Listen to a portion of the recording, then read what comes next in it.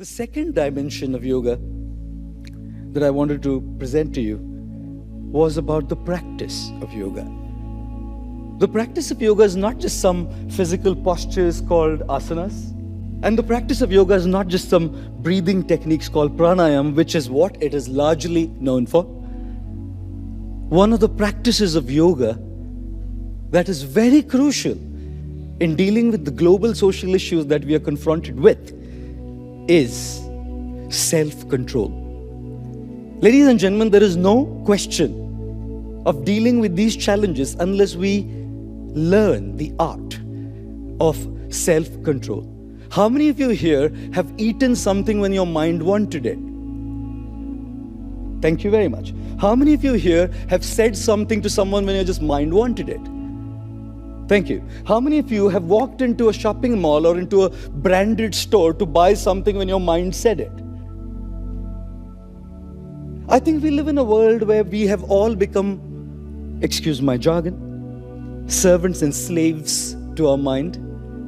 What if we learn to reverse the situation and rather than being slaves to the mind, learn to be masters to the mind, where rather than the mind being in our control, we are in control of our minds. The pathetic state of the world that we are in today, however, is because, like Mahatma Gandhi said, there is enough in the world for everybody's need, but there's not enough for one man's greed. It's lack of self-control that makes people greedy. It's lack of self-control that makes us consumers, consuming at the cost of all of those resources that nature provided us so that we can sustainably live and create a legacy of sustainability for the future generations. Unfortunately for us, however, we don't look at it that way. Consumption is not a problem. We need to live in the world, we need to consume. But should that consumption be at the cost of everything that provides us and everything that gives us, and which is why I do believe that when we are slaves and servants to the mind, we are consumers.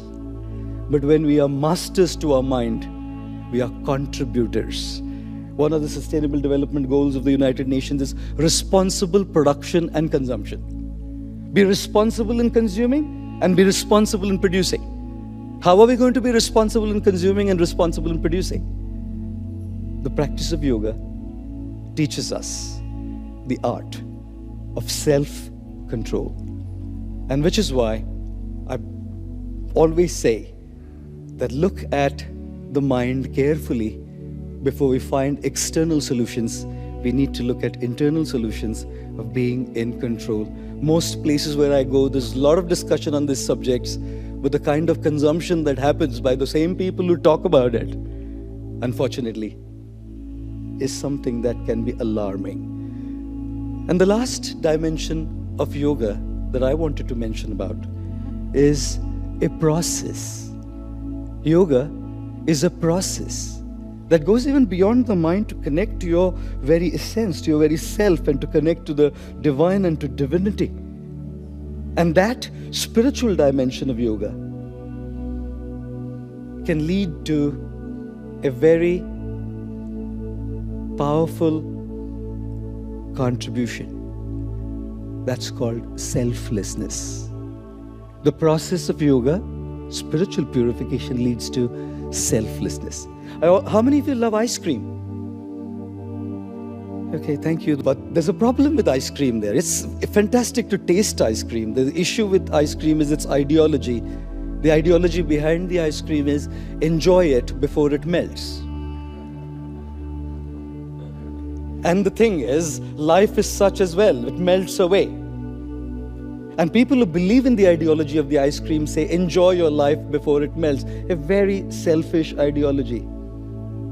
Narcissistic and self-absorbed. Contrast that with the candle. What is the ideology behind the candle? Give light to others before it melts. An ice cream melts and a candle melts. But an ice cream is all about narcissistic self-absorption, and a candle is about selfless contribution.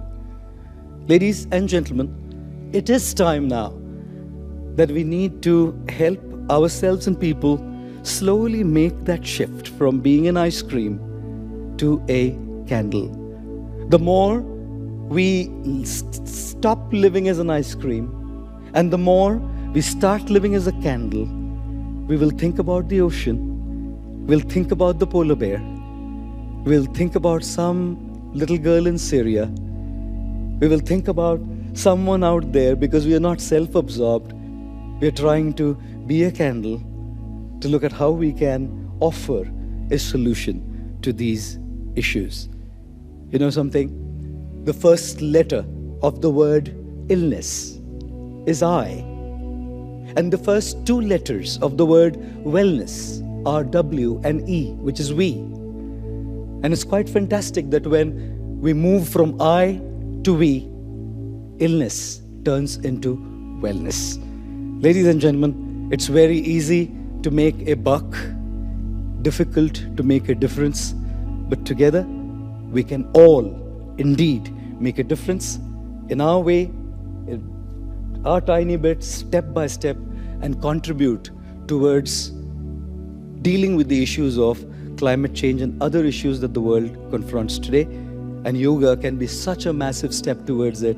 The philosophy of yoga teaching us sensitivity, the practice of yoga teaching us self-control, and the process of yoga bringing us to selflessness. The 3 P's leading through the 3 S's. When we connect them all, that's yoga for climate change. Once again, thank you all very much for your kind.